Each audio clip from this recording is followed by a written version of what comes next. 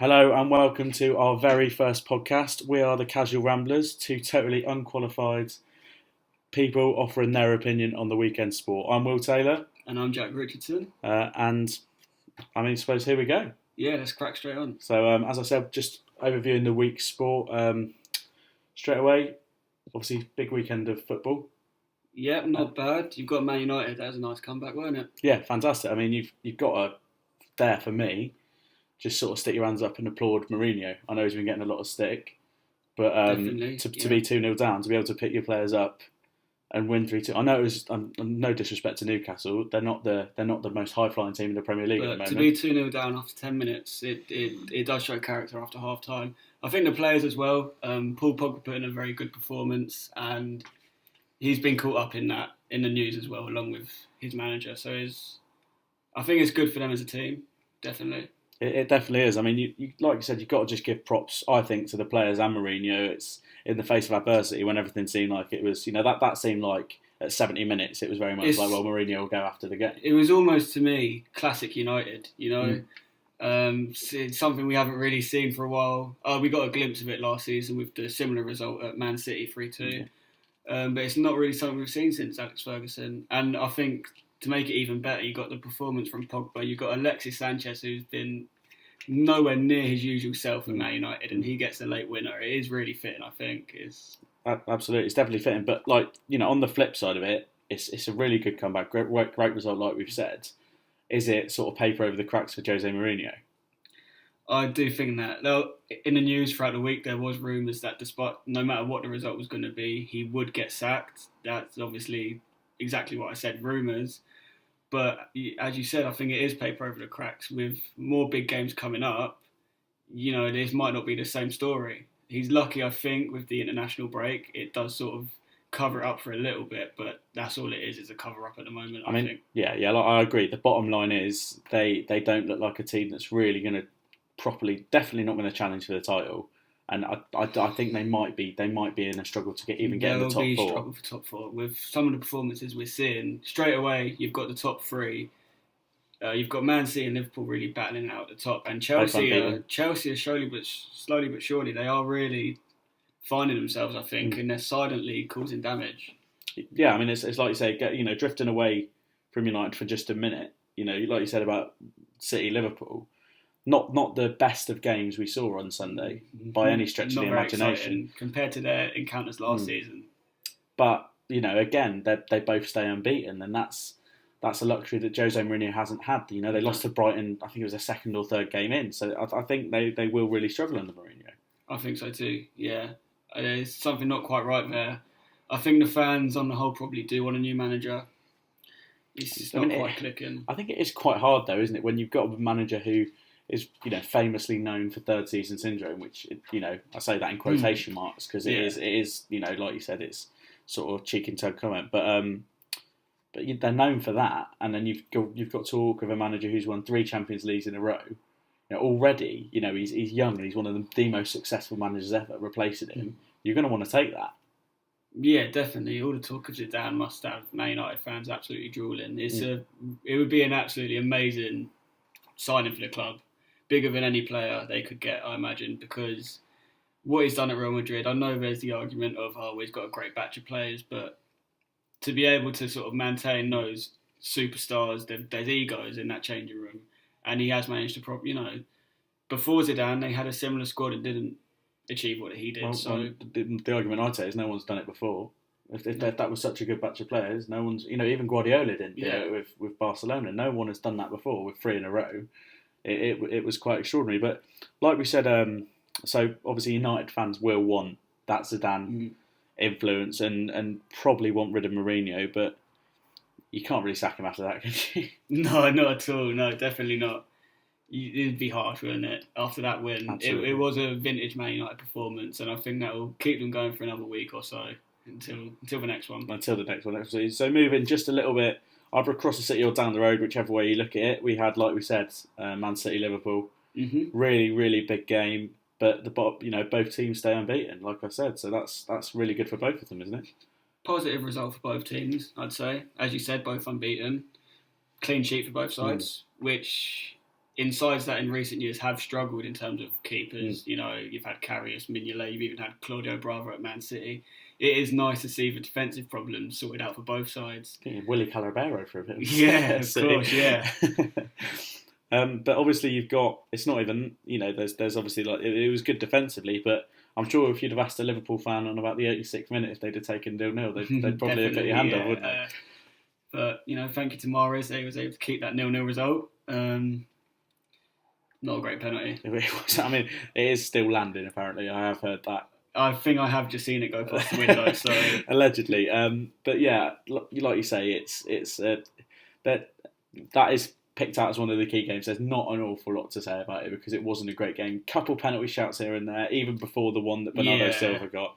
Aguero in the first half, I did see that, and my initial thought was... I think the initial thought was penalty, but you look at it again and it was a good call. It was a good call by the referee, absolutely. Moving, obviously, away from the top of the league slightly, not too much, not as much as everyone expected. Another win for Wolves.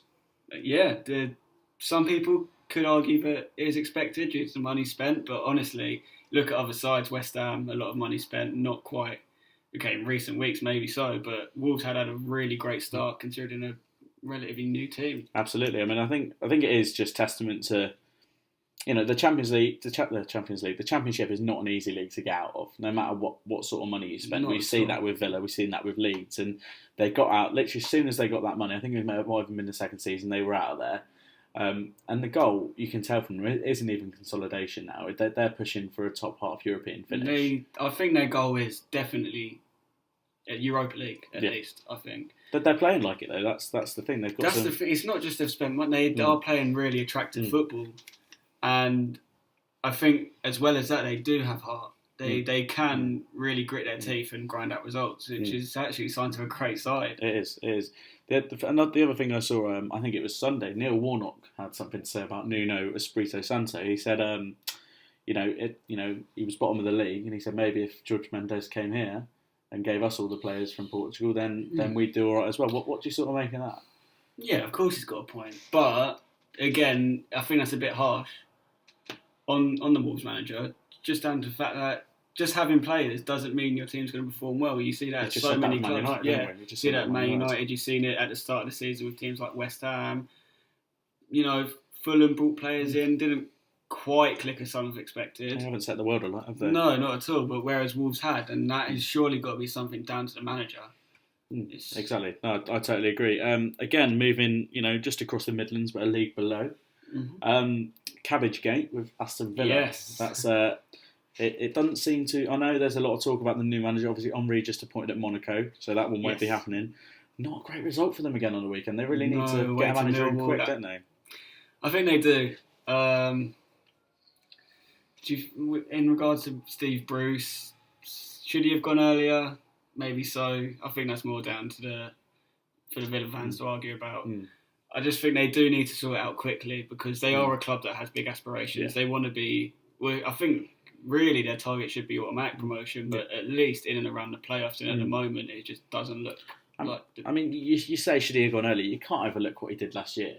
They could have been in the Premiership. They were not far from it. 90 minutes away from Premiership football. So I think... He did brilliant with them. And that being said, it's actually a really tough year for him personally last year, wasn't it? Yeah, it was, absolutely. And so to fight through that, to get them so close to the Premier League, it was almost quite offensive at the start of this season. There was even the Thierry Henry talks then. Yeah, there was. I just think personally, and again, it's more opinion coming out than fact here, but for a manager to do that for you, to go through that personal trauma, and still want to guide your team to promotion and be 90 minutes away from it, no matter how disgusted you are on performances, no matter how disgusted you are with the tactics or the decision making, I don't find it acceptable, albeit quite funny with a cabbage to throw something at someone who's done so much for you and has personally had a hard year. It is massively disrespectful, I think.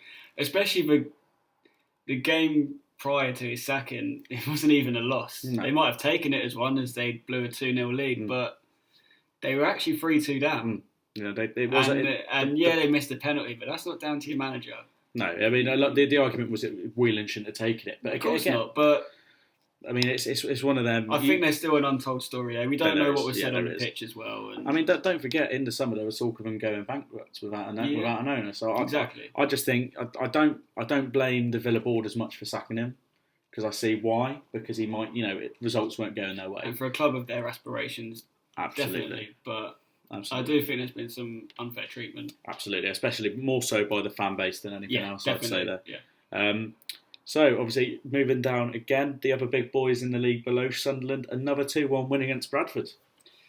Yeah, they are doing quite well down there, expectedly. They probably should have done better in the Championship last year.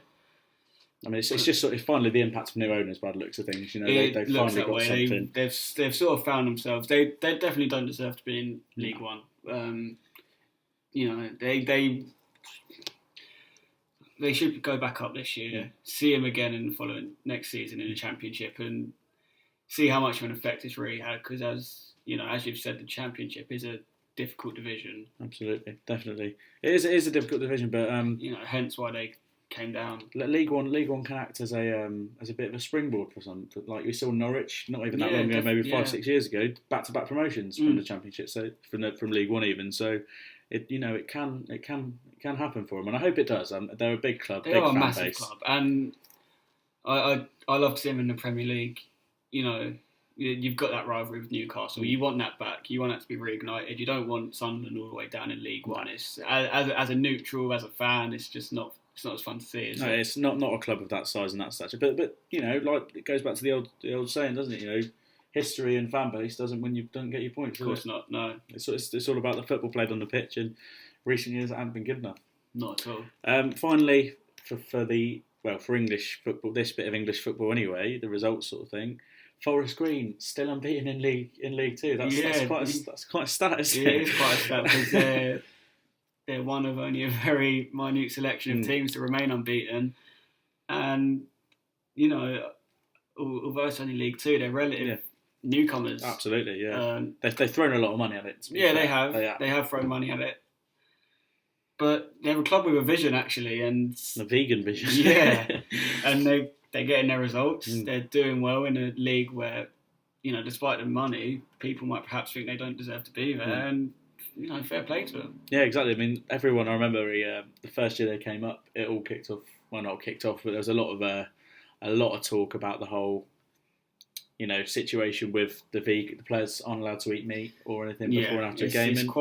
It's not an easy place to go and play. I can't imagine as a player. No, definitely not. But at the same time, like you said, if you buy into that sort of ideology, then it's something's obviously going right. That's all I can say. Well, definitely, and with the results going their way, it wouldn't be a shock to me if clubs start following suit. Absolutely. Right, moving on away from Saturday afternoon, leaning towards Saturday. Well, I suppose Sunday morning really was. Yeah. We had a very, very big event in the UFC, the Conor McGregor fight. Very big, and just sporting world in general, really, in terms of everything surrounding it. I mean, obviously, with the build-up, the chair going through the window from McGregor. I think we were literally sat there watching the press conference beforehand. Yes. Just in total disbelief that the things that were being said were being said. Yeah, it was. People look at it in different ways. I know Conor McGregor has a lot of admirers. His comments are filled with disrespect. So I can fully understand why after the fight, Khabib did choose to try and attack him and his team. It's not a professional way to act, but it's an understandable way to act. You understand the built-up rage.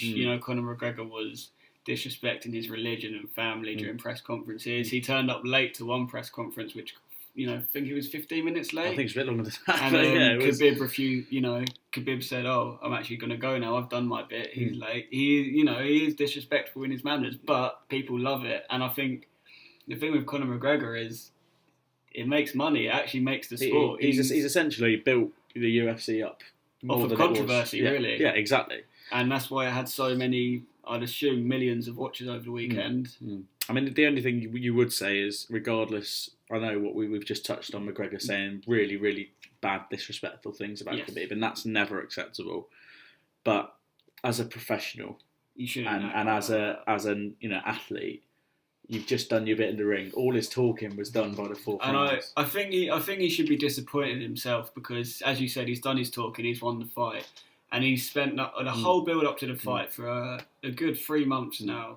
He's kept quiet, and I think he has really let himself down by doing that because he could be stripped of his title. And now, because Conor McGregor has such adamant followers that he's now the villain, Khabib, and he shouldn't be, and he should really be disappointed in himself. All he had to do was stand there with his belt, and that would have spoke 1,000 words. Honestly, he's like you said, he's let himself down. There's no other way of putting it than Khabib has simply let himself down. Obviously, we've got McGregor now with the medical suspension, so he must have done. Yeah, I think he took some damage, and on top of that, Khabib was cleared, so relatively unscathed after the fight. I think it's partly down to, he was out of the octagon for 2 years, McGregor. He definitely wasn't sharp enough. I think he overestimated his abilities and underestimated Khabib's. Khabib's an unbeaten champion. To switch between a sport is unheard of. It's literally unheard of. And he's not done anything to say it should be more common. I think the thing with McGregor now is he's less of a... In terms of a sportsman, he's no longer worried about the win, and I don't think personally.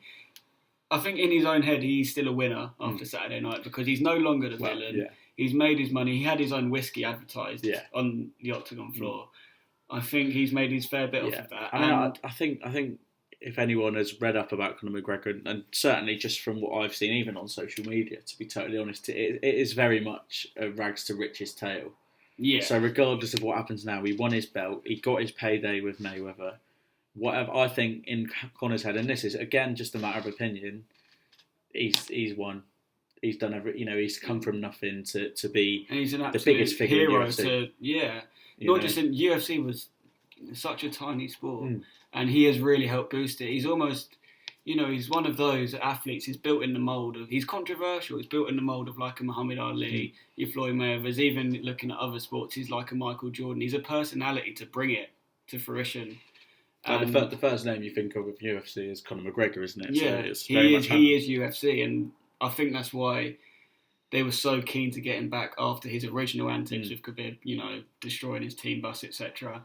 They were eager to get him back because he makes the money. Whilst he was gone, did you know of any UFC fights? That's exactly what I was going to say to you. Yeah. No, it was the build-up was for the Mayweather fight, and then that was it. And then this is the first one I've heard of. I'm being totally honest now because there's been plenty of title fights, but not that we've heard of. I'm not an avid follower of it, but I haven't. I know people who are, and even they haven't mentioned anything to me because it's not that name. That name doesn't grab you. But that was that, I suppose, and maybe. McGregor and Khabib will sort it out. McGregor's already spoke about a rematch, hasn't he? So yeah, I think that would definitely be a better spectacle. A bit of time to train. He's had his time in the ring now. Yeah, absolutely. I think you're right. I think that would be the better spectacle for both parties. Hopefully with more respect. You'd like to think so. Anyway, moving on from that, onto Friday's news of the England squads. Some shock names in there. This isn't. Obviously the UEFA Nations League isn't the most serious thing in the world for It's Gareth still competitive. Southgate. It's not quite friendly. Yeah, these aren't friendlies. This is what a lot of people don't realise. Yeah. These aren't friendlies. We have Croatia, who famously knocked us out 2 months ago. Very recently. So, what do you think of those names in there then? I'm excited. I've been calling for James Maddison to be in the squad for a long time. I think he's, out of the current crop of youngsters, he's the most naturally gifted England player. I think Jadon Sancho's a big call as well. Yeah, I was just going to say that. I think Maddison, he's worked hard to get where he is. He was at Peterborough and Norwich, and he's finally got his move to Leicester, and he's done well. He's done really well. The way he plays football as well is something I want to see in the England squad. Absolutely, but I think the biggest call for me, and the bravest call, and definitely the most intelligent call, is bringing Jadon Sancho in. To be 17 years of age, he took a massive, massive risk going to Borussia Dortmund from Manchester City. He's gone out of his comfort zone, and he's performed massively. He's got the number 7 shirt there. They don't give that to anyone.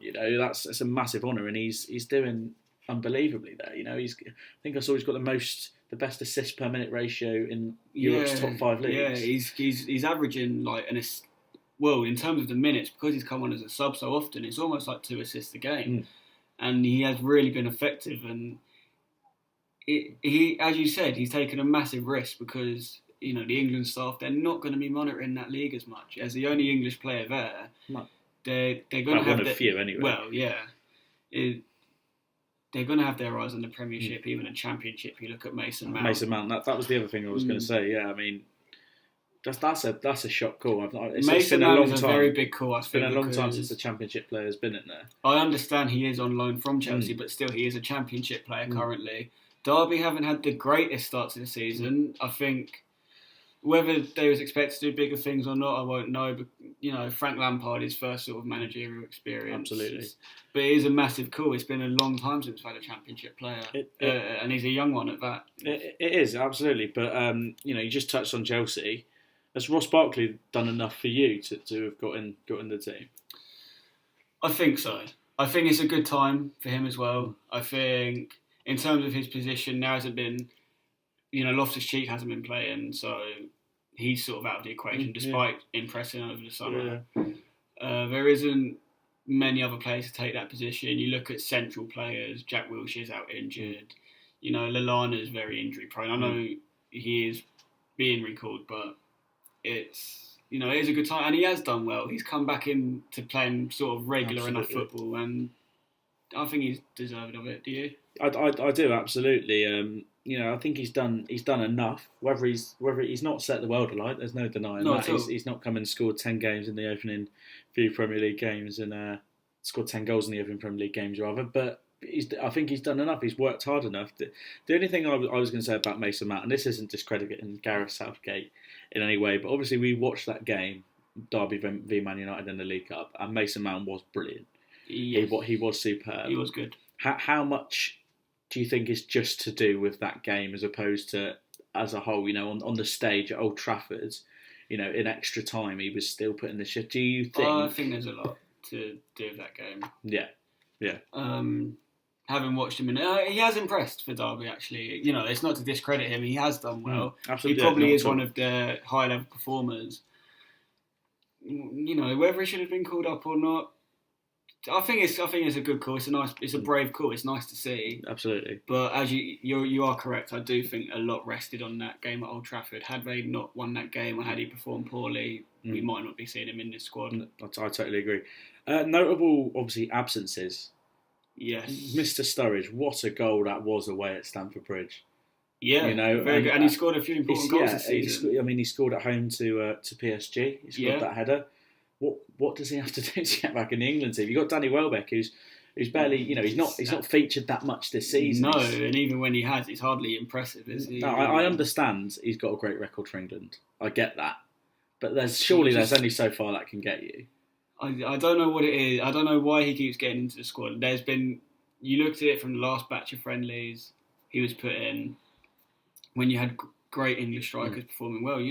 Troy Deeney had an amazing August and start to the season. He wasn't put in. And now, as well as Sturridge, you've got other players performing well. You look at Callum Wilson, 2 goals and an assist at the weekend. He's been performing like that throughout the season. Did very well away against West Ham. I don't know why a player like Welbeck's being put in, and there's players you've got Sturridge, Deeney, Wilson. They're not being. If he's going to take risks with someone such as Mason Mount, why not try and put a new striker in who's actually in good form? I totally agree. I mean, now we've said this, Welbeck will go and pull a hat trick out the draw in the Nations League. Course, it's difficult, but like I said, I don't know what Sturridge has to do. He's had a really bad time of injury. It was fun. I think a lot of people have short memories when it comes to Daniel Sturridge. When he was up front with Luis Suarez, that was a title, almost. When it was a 2014 World Cup, the season prior to that, he was, he's our biggest hope. He was one of the best English strikers I'd seen, on his day for quite a while. Technically gifted. He had a bit of pace about him, brilliant finishing ability in all situations. And the goal he scored against Everton where he just chipped the keeper. Yeah. Absolutely fantastic finish. But like I said, I just don't know what more he has to do. All I have to say is, though, I am disappointed he's not in the squad, but I am glad to see he's performing again. It was tough to see. He was, he could have so easily been something of a national treasure. It's, sort of a career so far blighted by injuries. It is nice to see him getting game time, getting goals, and hopefully sort of returns back to that level of performance that he had, because he's still young enough. The other thing I wanted to ask you about Sturridge, and this is off topic of the England team a little bit, we'll go back to that in just a moment. When he scored against Chelsea, And when he scored against Man City, he hasn't celebrated because that's his fault. What do you make of that? Do you agree that players shouldn't celebrate, or should they? Or I think it depends on the circumstances. I think when you look at when you look at Chelsea, I think he should have celebrated. It was an amazing goal, big occasion, last minute. I think he should have done. I mean, if I was a Liverpool fan, you'd want to see him celebrate, especially Chelsea was a team he was at quite a while ago now. Man City even longer than that. Yeah. I think I don't understand how. Obviously, I understand it in the fact that former clubs you don't want to be disrespectful, respect, but at the end of the day, that's your current job. You should celebrate your wins and your goals. No, yeah, I totally agree, but.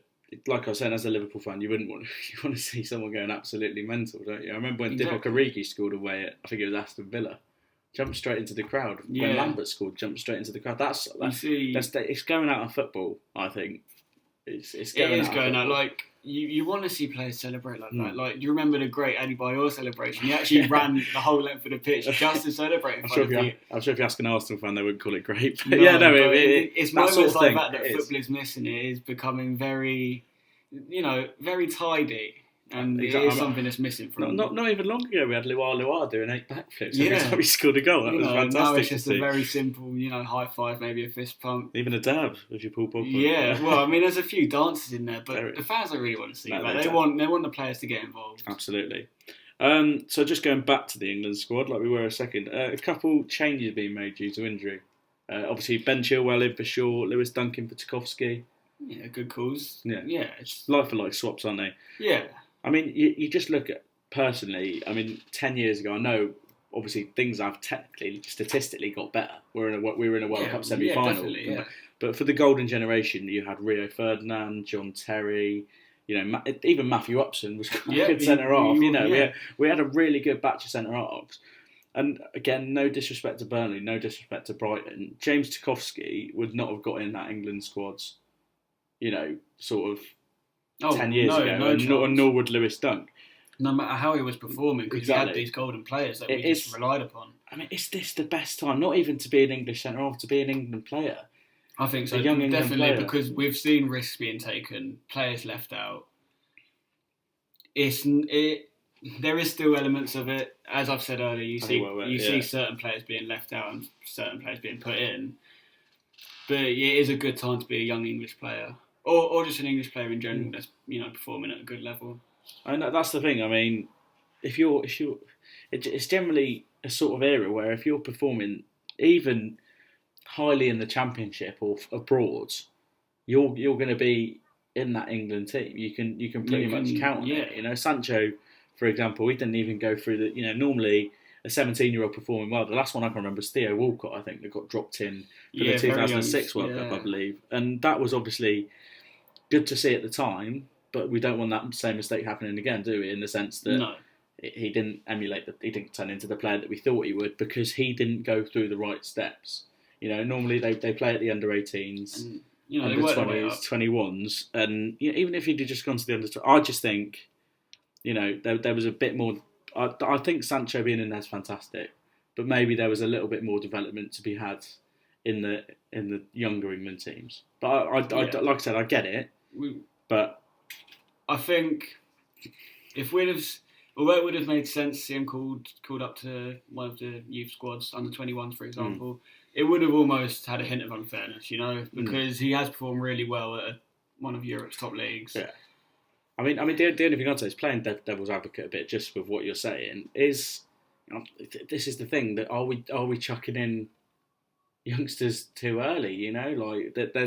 There's a case of that. You're chucking Jadon Sancho into a game against a team he went out to in the World Cup. Potentially, I don't know if he'll start him, but he could potentially put him in that game. That's the one slip that lets them. I know it's not a massive game because it's UEFA Nations League, but I mean fundamentally that's a big game for us in terms of pride. Well, a big game for him if he does play, because you want your England baby to be successful. So are we? Chucking? He's 17 years of age. He can't even legally drink yet. Yeah, and we're chucking him in at Wembley Stadium in front of 90,000 people. That for me is that a little bit too much too soon. I think only time will tell. Yeah. It's been made now. We just need to hopefully it doesn't end up being a mistake because he is a great talent, and I want to see him performing for the next 10, 15 years. Absolutely. So obviously we're just saying about great English centre halves. Speaking of a fantastic English centre back, arguably the best ever, not the best reputation out off the pitch, but certainly on it, a legend. There's no regardless of who you support, a legend. John Terry has finally retired. He retired over the weekend, didn't he? Yeah, I mean, it's probably the right time. Finished off at Villa, didn't find another team, and he has left behind a great career. The legacy he's left is, like I said, undoubtedly one of the best English centre backs of all time. I think 15 major trophies for Chelsea. It's really impressive. I mean, the thing that impresses me with Terry is he was even there before Abramovich's money. Yeah, he was a Chelsea player, through and through, which I really like. Like Frank Lampard, no disrespect to him, total Chelsea legend, was signed as a result of Abramovich's money from West Ham. Exactly, he came from West Ham, and he. But John Terry is Chelsea through and through, and of course, he's had his moments. He's certainly outside of the press, outside of off the pitch, he has certainly had his moments. But I don't think that should reflect on what he's like as a player. I think that does really blur people's views. He was a fantastic English centre half, as he's got to be one of the best we've had, if not number one. He, now that he's retired and you reflect on it, he did have a brilliant career, and. I look forward to see what he does. Maybe he goes down the coaching route. I mean, you say that it's an interesting time to retire. Just as Steve Bruce leaves his old club that he was captain at. He looks like quite a big influence at Aston Villa. I think if he was to become the Aston Villa manager, I don't think that's the right call. No coaching experience, a club with huge aspirations. It does seem silly to me just to hire someone based off their name. Yeah, I agree, but again, I'm playing the devil's advocate. Do you not think you've got one of the biggest problems with going in with a new manager? Villa found it when Remy Gard went in the season they got relegated. They don't know the players. There's no relationship with the players. He goes in, he knows everyone. I'll be very shocked if he doesn't, regardless of whether he gets a job or not. But if he didn't walk back in that Villa dressing room and get the utmost respect from everyone. Everyone is, he's a legend of the game. He's an English legend. Surely there's that respect there already that he wouldn't have to then go and get. Yeah, without a doubt he would. And I think with the correct coaching staff as well, he would also. I think he probably could do something good. But I agree. I know what you mean. It would be a risk, definitely. Mm-hmm. But if the option is there, and as you said, he would definitely get respect with the players. Well, I mean. Whatever happens, I think absolute best of luck to John Terry. Off the pitch, not the best reputation, but on it, which is what matters. A true English great. Brilliant career, and best of luck to him. Absolutely. So moving on from that, I think it might have even been today or yesterday. Again, straying away from football a little bit, we have found out whoever wins out of Tyson Fury v Deontay Wilder will face Anthony Joshua in April. Yeah, that was confirmed by the WBC. They ordered that. Massive, absolutely huge. I think it's really good in terms of. Personally, I'd like to see Fury face Joshua just because there's that storyline. How big would an all-English fight be? How big would that be? Honestly, I don't think we've had an all-English heavyweight fight of that calibre in my lifetime. It would be absolutely huge, and you've got that story of if Tyson Fury then beat Joshua, he would once again be the lineal champion out of all the belts. But then if Joshua beat Fury in that all-English bout, he would then be the lineal champion. It's a massive storyline. Even if you say that, if Wilder beats Fury, it's literally the champion. It is massive. They are the champion champ, and it is. No matter what happens, it's going to be huge. Wembley will be absolutely filled, sold out. Very quickly. Absolutely. As much as I'm looking forward to, December, the Fury Wilder fight, it's April 13th. I'm looking forward to 2019. That'll be absolutely massive. I mean, it's big though, isn't it? Because even if Fury does lose to Wilder, which it's very possible that he will, because a lot of people think Fury Joshua would be fantastic, like you've said. But Wilder Joshua has been an ongoing thing for a long time. So to see that. True, Clash of the Titans. Yeah, exactly. Yeah. So I just think, regardless of what happens there, that will be an unbelievable fight. And for maybe the next few years, we'll decide who is, the sort of man to beat. You know, because they are the three that everyone talks about. If Joshua wins a fight, there's always something saying, "Oh, Fury would still beat Joshua. Yeah. Or Wilder would still beat Joshua. Fury wins a fight, Joshua would still beat Fury." It's that triangle. And as soon as this is decided in April, it'd be nice to get an answer. That's exactly it. It's like an answer to what's been going on for what seems like forever in the boxing world. So that clash in April is absolutely massive. Huge. Absolutely really huge. big. I just think sport in general, that's really something that could take over the nation. Absolutely. I really hope it does because, Joshua, as well, the thing about Joshua that I quite like, as opposed to Fury and Wilder, and don't get me wrong, Fury and Wilder, fantastic athletes, really, really. Fury, I think everyone finds, even if you don't like him, he says some funny stuff. He is hilarious. There's no getting away from that. And I think he does actually deserve a bit of respect. He does, because, absolutely. You know, this time last year, he was not in good shape at all. I think at one point he weighed like 26 stone. I think he's lost about 9 stone in about a year. He's really, as an athlete, that's really impressive. I think he said to Klitschko, he lifted his top off in the press conference, "You've been beat by a fat man." Yeah. I think he said. He does deserve some respect despite some of his controversy. The only thing I was going to say, though, is, he's very controversial. Wilder's very controversial. Personally, and again, feel free to disagree with this, Joshua, for me, is very respectful, and he still talks, like they all talk. But he's very quiet. Yeah. He does his talking in the ring. That's how I feel with Joshua. The one thing I do have a problem with Joshua is he does feel very media trained. Yeah, that's very true. Not fake, but you watch the documentaries, you hear the stories of the past he's come from. Spent a lot of time on the streets, was getting in trouble. You'd almost expect him to give you a bit of personality, not just a little. Say that to his face, though, would you? I wouldn't. No, Joshua, if you're listening, don't worry about what I just said. But I would like a little bit of. I feel like what he's like in the media. I just don't imagine that's what he's like at home. And I'd like to get a bit of the real Anthony Joshua just once. I do. You get it from all great fighters, Mike Tyson, Tyson Fury, Mayweather gives as well. Yeah. So I just like to see a bit of that, just to. I do agree because it, like you said, the man that will literally, took Vladimir Klitschko down so quickly, so emphatically, to then come out of it without saying a bad word about it. Yeah, and it's really respectful and it's great to see. That's what I see it as. Yeah. You do want, personally, anyway. I don't know if everyone else agrees, but it does feel robotic. I do want a bit more meat behind the word. Absolutely. So obviously that will very much be one to look forward to. Moving on from that, obviously the fight will be at Wembley Stadium. Yes. Which by April may no longer belong to the FA. No, that's the news of sort of the past week. Well, it's been ongoing, but it's sort of heating up now, isn't it? I think they're set to hold official vote between the Football Association panel. So that, what is your honest opinion on that? Because it's a big thing for the FA to contemplate, isn't it?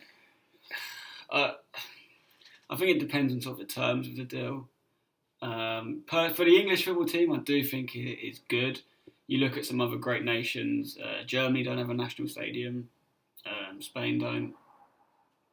And you see it with some of the friendlies. Like, for example, last month when England went to Leicester, the atmosphere was absolutely booming. And I think it is nice to see the team travel the country. And some people that may not have had the chance to see their national team play, they are good nights. I think from what I've heard, the FA Cup semi-final and final will still be held there. The FA will keep their headquarters there. It will, I don't know how true it will be, but by the sounds of it, it should remain pretty much unchanged in terms of the public's view of it. And I think the main thing for it is I'm all for the sale. When you look at, when I mentioned those other countries, Germany, Spain, no national team stadium, they do inject a lot of money into their grassroots football. And it shows, 2 recent World Cup winners, Germany's, and I'd love to see if that money, however much it is, the hundreds of millions that are being given to the FA for the sale of it, that can be injected into the grassroots level of our game. In 10, 15, even 20 years, we could really reap the rewards of that. I totally agree. The only thing that I have a problem with, I suppose, it's just a bit like, we spent so long and went through so much building it. Yes. You know, I had to do a bit of research on it the other day, and you know, it took years to build. There were 5-6 finals at Wembley, at the Millennium rather. You know, and it was all just, you know, it was a lot of trouble, all building to this new stadium, this fantastic all-purpose new stadium. To then just... It feels too soon almost. To then sell it 10 years later, that, for me, that I can't, I don't see the logic in that. I don't think you can, you know, it cost us hundreds of millions, like they're going to buy it for 100 million. It cost us 100 million to build. It cost the FA 100 millions to build. So, you know, we're making back the money, fair enough, which we can invest, fine. But I just think you see it, and have we got our money's worth of what we initially spent?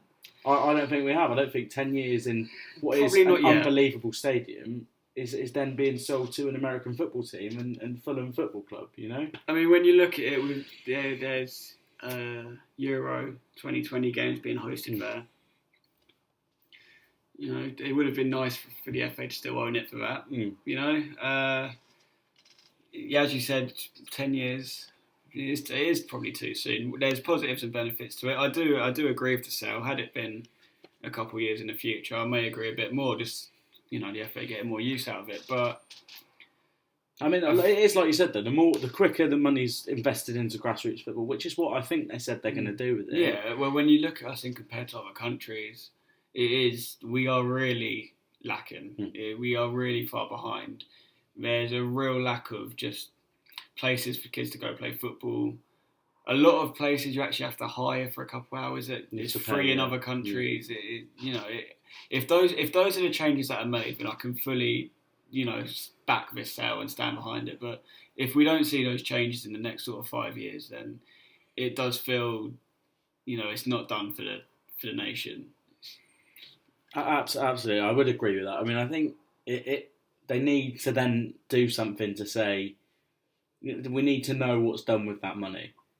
You know, as soon as, if they do sell it, like they can have the vote on it and they do sell it, we then need to know what's done with it. Because if we don't, the people are going to start assuming the wrong things. And of course, the last thing, after how fantastic we were at the World Cup and how much the World Cup did for the country, is then getting a divide between the Football Association and football fans everywhere. Yeah. You know, and that was all I said. I mean, again, I'm not massively pro it because I don't think we got our use out of it. But if it means a better national team, more facilities for kids to play football, I don't really see how you can be against it. So that's all I'd say on that one. Yeah. Anyway, I do think that's all we have time for today. Yeah. I think we might have overrun a little bit. Maybe a touch. But there we go. A massive thank you for everyone to listening. Hope you enjoyed it. I certainly enjoyed it. Yeah, it's really, you know, it's a good week of sport to talk about. It's, you know. Absolutely, and we very much look forward to seeing you next week. Yeah, thank you very much. Next one. Thank you.